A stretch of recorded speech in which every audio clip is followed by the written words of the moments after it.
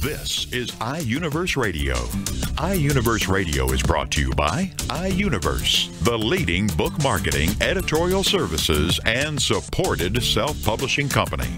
iUniverse Radio is produced by TogiNet Radio, on the web at toginet.com.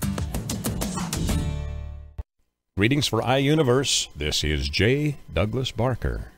Our book today is titled, We'll All Die as Marines. One Marine's Journey from Private to Colonel. And I welcome the author, Colonel Jim Bathurst, USMC, retired. Welcome, sir. Thank you. Thank you very much, Jay. If I may call you Jim, I shall do so at your permission. Please do. Yes. Please do. Tell me about your story. This is autobiographical in nature, but you have 562 pages. You must have a tremendous ability to retain facts. Tell me the story behind this.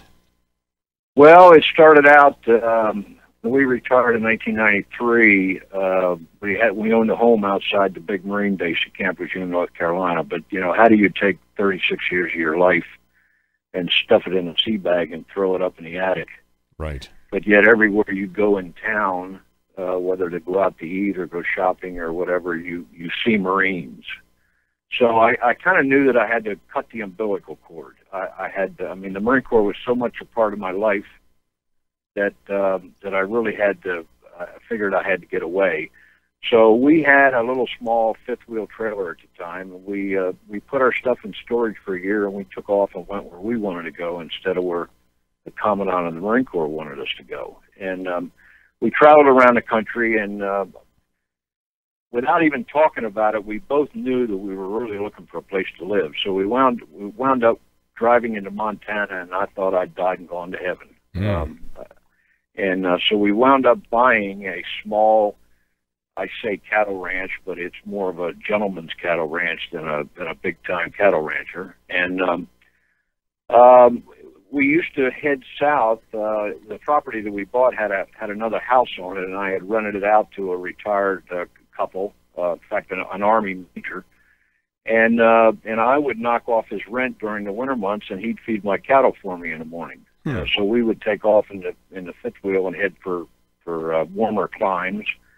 And we always went down to Phoenix, Arizona, stayed at a particular RV park down there. And I used to sit outside in the evenings with a laptop and just kind of reminisce my career. And I ended up filling up numerous Word docs of, I'd fill one up and I'd open another one up. The thought process was to give my kids something to read when I was dead and gone, that they might understand or know what I was doing when I missed so many of their firsts. You know, I missed her ball games, I missed her dance recitals, I missed, you know, I was there in heart and spirit, but I wasn't there in visibly. So, yes. So that's what it was, and I just kept doing this year after year after year. And I have two friends, both retired Marines, who are both avid writers. And I guess you could say I had kind of a strange career because I spent almost 10 years enlisted and 26 as an officer. And they were constantly hounding me about writing a book because they thought I had kind of a unique career or a unique set of assignments. So I sent one of these friends a couple of these little snippets of my life, I guess you could call them, and then he really started hounding me. So we went back and forth. He lives in California. I was living in Montana. We went back and forth several times, and he would look over my document and he'd send it back to me with corrections and what have you. And then he really started hounding me. So I said, okay, we'll give it a try. So we did.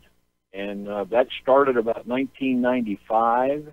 And even then, I had no intentions of ever publishing the book. It was more that I was going to put it into a book, maybe have some copies made and give to my kids and my friends and everything. And about, I guess about 2000, Well, when we moved here to Illinois, I guess about 2007 is when we really started thinking of this thing as possibly going into a book. So we worked on it for nearly 5 years, and then and then it eventually in December 2012 went to iUniverse and got it published. So it really never started out as a book, but that's how it wound up. And as I said, he is a very good writer. I'm not a writer. I mean, even to this day, I don't consider myself a writer. Had it not been for my editor, Major Dennis Copson, this book would have never happened. It started out as reflections then of your past, and one of the things that stands out about your history, you enrolled as a Marine in the 1950s as a high school dropout, and yet in future years you became a college-educated individual with a very high GPA. A lot of good things developed because of your association with the Marines, didn't it? Oh, absolutely, absolutely. When I went to college, I was 35 years old. I went to night school for over 9 years, accumulating 2 years' worth of college credits, and then applied to the Marine Corps to send me on, it's actually the college degree completion program. We call it Bootstrap. And so they sent me off to Methodist College in Fayetteville, North Carolina for 16 months, and I got a degree with a 3.98 grade point average. Phenomenal. Which just shocked everybody. I got 1 B in 4 years of college. Wow. And, had it not been for my Marine Corps training and discipline, there's no way that would have happened. I was going to say, did it shock your professors? Did they get shocked? Oh, yeah. Yeah. What were the underlying stories? You started out just as a personal reflection and with no intent to publish, but as you completed the book and began to reflect back over what you had written, were there some things that even shocked you as you began to read them again? Well, it did. I have been accused by many of my contemporaries that I served with in the Marine Corps that got the book and read it and said, how in the world did you remember all this stuff? I mean, how did you... I mean, in 1959, I was stationed in Yokosuka, Japan as a PFC, and I, as I say in the book, I called out I mentioned some names of my friends, Danny L. Vick from Jackson, Mississippi, and Harold Jewell from Baltimore, Maryland, and Corporal Riggins from Cumberland, Maryland. And they said, "What'd you do? Keep a journal?" And I said, "No, I guess I was so, into the thing of this brotherhood that the Marine Corps creates within people that I just remembered those things." But also, in my attic were numerous boxes of pictures, of memorabilia where I served, and with names on them and everything else. And so for that 5 years that we worked on it, my office was looking at somebody threw a grenade in it. I mean, there were boxes sitting all over the place, and I was digging into them, and I used to have a little tablet beside my bed, and I'd wake up in the middle of the night remembering a name, or I would be watching TV and somebody on TV was named Brown, and I'd say, "Brown, that was his name, Corporal Brown." And I'd grab a tablet and write his name down. I mean, it surprised me that I was able to remember so much of those 36 years and the people that I served with. And, I'm sure they made such an impact on me that I remember that I think was the most shocking revelation for me, that I was able to remember all that stuff. One of your chapters is Staff Sergeant Chesty. Does that refer to you or someone else? No, it's about a dog. Really?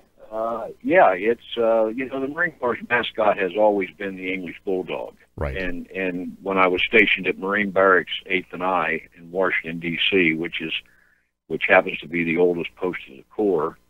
And it's a ceremonial unit. Well, they have a dog. They had a dog. Well, they still have one, but they had a dog then named Chesty. And they had a record book on him, and he was part of the evening parade that they put on Friday nights. And he's named after, of course, Chesty Puller, Lewis B. Puller, probably our most famous Marine. And that's what that chapter's about. It's about a dog.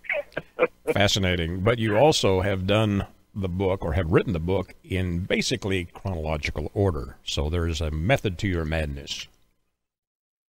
Well, I think most, as you well imagine, I have quite a library of military books. I mean, that's what we do in the Marine Corps. We read military history and study it to learn from it and everything. And many military books are written by flag officers, admirals, and generals. And it's kind of, their point of view of the military. As I was writing this, I wanted to follow my career, and I wanted to be able to, for example, there's a chapter in there called The Private's World, which is a unique world all of its own. There is no, and I say this without any equivocation, there is no position in anywhere in the civilian world that equates to that of a private. I mean, he's told when to get up, he's told when to go to bed, he's told what to wear, what not to wear, when to go to chow. I mean, he has no responsibility whatsoever. So when I wrote that chapter, I wrote it as Private Bathurst. Exactly what it was like to be a private. And then when I made corporal, I wrote, that section of it coming from a corporal, from a sergeant, from, on up. So I think it's kind of unique in that respect that you're reading something coming from a private, not from a retired colonel. And which was your favorite grade as you progressed through the ranks? I've been asked that question, Jay, so many times, and I don't even hesitate to answer. I say sergeant. I think being a sergeant was the most rewarding, the most fun time that I had in the Marine Corps. I had, as I grew in rank to lieutenant colonel and colonel, a lot of my lieutenants would ask me that question. Right. And I would say, sergeant. And they'd say, you mean it's not colonel? And I said, hey, being a colonel isn't fun at all. I said, as a sergeant, I had fun. And I had all the responsibility that I wanted. I believe to this day that sergeants run the Marine Corps. The battalion commander can say the area looks like trash, there'll be a field day tonight. He tells that to his company commanders, and the company commander goes to his first sergeant and says there'll be a field day tonight, and tells his lieutenants there'll be a field day tonight. And then it goes down to the platoon sergeants, and the platoon sergeants say, all right, guys, we have a field day tonight, But then finally the sergeant says, get off your ass and grab a broom and let's get this place cleaned up. Wow. That's where the rubber meets the road. The sergeant is the guy that that does everything. And I enjoyed that. And you're close to the troops. You don't have to work at finding out what the hum is, because you're right there with them. You've also stated in your book that, or at least have the opinion that, some people need to be made successful even if they object. Explain how that works. Well, everybody has their own life goals, and I think one of our jobs as leaders, and this applies to the civilian world as well. Although I have never worked in the corporate world, my bride has worked in the corporate world. She was a executive. When we met in Chicago, she was the executive assistant to the president of a major Fortune 500 company. So she has a lot of experience in the corporate world, and her, over the years we've talked, and she commonly remarked that, well, the things you're telling me are the things that are really missing in the corporate world.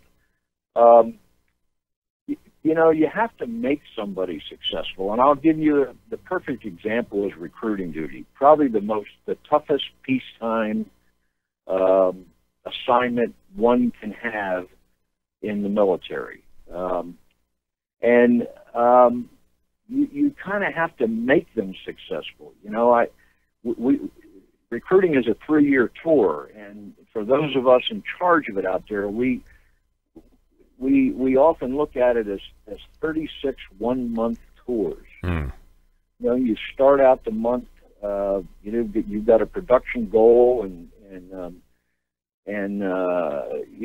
you go through the month, and you sometimes you become an ogre, making people make telephone calls to set up interviews. I mean, you literally browbeat them. And I don't mean that in a derogatory way, but you literally force them to do what they know they have to do, but human nature is leads them to do things otherwise, and right. And you do that all month long so that you can hug them on the 30th day of the month and tell them how much you love them and how much you respect what they've done and how proud you are of them. And the next day is the first of the month, and you start all over again. You start all over Wow. again. Yes. See, that's what I mean by it. I mean, there's other examples I could give, but that's probably the easiest example to give is making somebody do something that and he knows that he needs to do to be successful. Some of your history involves Vietnam, which was a very difficult time for the United States, not only on the events of going to Vietnam, but also coming home. Have you been back to Vietnam since everything has settled down? No, I have not, and I have no desire to go back. No desire. Yes. Interestingly, that was not part of the book. Okay. There was nothing in the book about Vietnam. I skipped that portion of my life, and my editor, who is also a Vietnam veteran, he balked at that, and he hounded me for months until I finally gave in and said, "Okay, I'll include a chapter or two on Vietnam, but there'll be no gory details. It will be things that anyone can read and not feel queasy about reading." So I did that, and then when I sent him the next chapter, which was my next assignment after Vietnam, he immediately came back to me and said, "You don't have a chapter about how we were treated when we got back from Vietnam?" I said, "No, I'm not going to do that." Right. And I'm sure, speaking for my neighbor who's an ex-Marine and an ex-Sarge, I'm sure he would respect that and enjoy reading your book because it's not there. So I think that probably was a wise decision. Is there anything in your book, or reflecting back, what was the most enjoyable aspect of your years in the service? Fellowship. The Marine Corps, I spent a tour with the Army, which was a very rewarding tour. I spent 2 years at Fort Bragg, North Carolina. In fact, that's where I did an awful lot of my night school work. So I'm familiar with the Army, and I'm quite familiar with the Navy because we, Marines, amphibious, we are attached to it. We spend a lot of time aboard Navy ships. But I've never spent any time at all with the Air Force except at a joint service school that I attended for 6 months. So I can really just speak about the Marine Corps. But there's a brotherhood among us that you can call it an alumni or a fraternity or whatever.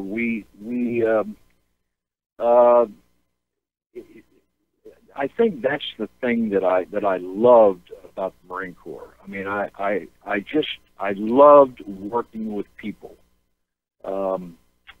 I loved making people successful and just watching them glow with pride. And I mean, my wife keeps telling me, she did not like the fact that I retired. She was not ready to retire when I retired, but I was. And anyone who reads the book will find out why I finally decided to retire. And I made that decision. It was a snap decision. I just came home from work one night and said, "Hon, we're retiring," and that was it. It was no. I never ever thought about retiring until I made the decision to retire. Right. The year before that, I have a very good friend that retired as a colonel. He retired a year before me, and I attended his retirement in Washington, D.C., and he and I were sitting out on the steps after there was a retirement party going on inside, but Dan and I were sitting out on the front steps drinking a beer, and I said, "Dan, why are you retiring?" And he said, "Because it's time." I said, "Well, how do you know it's time?" He said, "Trust me, you'll know." Right, you'll know. And he was right. A year later, it was time for me to go. Amazing. Were there challenges in getting your book to completion? I mean, you had probably so many stories that you could have told and didn't. Were there any challenges that you had to overcome? Yes, there was. The constant rewriting. Like I said, I'm not a writer. English was my worst subject in school. I don't think I ever passed an English class, and the constant rewriting. You understand? I'm in Illinois. My editor is in Oceanside, California. We talked daily, sometimes 3, 4, 5 times on the phone. We constantly sent emails back and forth. When you write a fiction book, and I don't know, I've never written one, but when you write a fiction book, you put in anything you want to. Yeah. But when you write a nonfiction book, all your facts have to be verified. Right. And so a lot of times I would write something as I remembered it, and Dennis would come back to me and say, that wasn't the name. You got the name wrong. And so I'd have to go back and thank goodness for Google. And try to. That was the most frustrating thing about it. Had it not been the Marine in me, I would have probably given up after the first year. Well, but once we started it, I said, we're gonna finish this it. thing to the end. The title of the book is "We'll All Die as Marines: One Marine's Journey from Private to Colonel." Our guest has been Colonel Jim Bathurst, USMC, retired. Jim, thank you for completing the book. Where can my listeners get copies of it? Well, you can go to it's sold in all the online stores, Amazon, Barnes & Noble, and you can also go to the website. iUniverse runs a website for me. It's entitled "We'll All Die as Marines," of course, without the apostrophe in the title, but WELL instead of WE''LL. We'llAllDieAsMarines.com. I get a lot of requests for signed copies, so I have been buying hardcover. I don't buy the soft covers or anything. I buy the hardcovers, and if someone wants an autographed copy, they can email me at SGTB, which stands for Sergeant B. That was my name as a young sergeant. Everybody called me Sergeant B. Sergeant B at Royell, ROYELL.org, and you can go to the website, and through the website you can contact me. And when I sign the books, I just don't sign them. I like to talk to the person that I'm signing it for and sending it to, and I try to personalize it as best I can. Well, thank you, Colonel, for joining me today and sharing not only your story but also your years of service, which we appreciate and applaud. The title of the book again is We'll All Die as Marines: One Marine's Journey from Private to Colonel, and our guest, Colonel Jim Bathurst. Thank you, Jim. Thank you very much, Jay. For iUniverse, this is J. Douglas Barker.